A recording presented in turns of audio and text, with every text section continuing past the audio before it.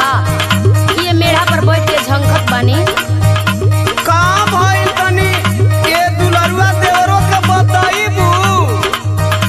अच्छा तो हमार दुलरुआ देवर हो तो सुना। तो सुनाव।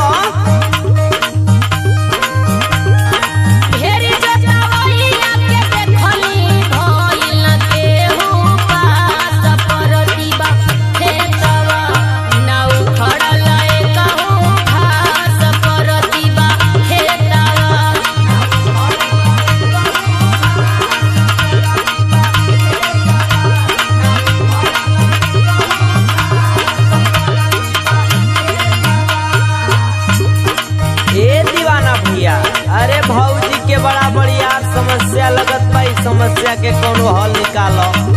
ए भौजी का देवरू? अच्छा तो ई बताओ कि केकरा से जोतवले बाड़ू? बहुत जाना से जोतवनी, आ सबको हर जवाब दे देलस हो। तो हमारे को बात ना सुनबू? सुनावा।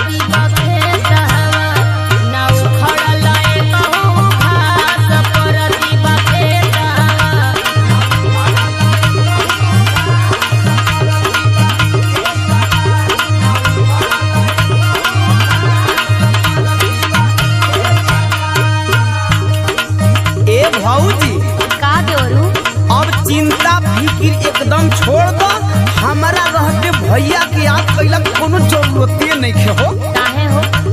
सुना बतावत है। बतावा।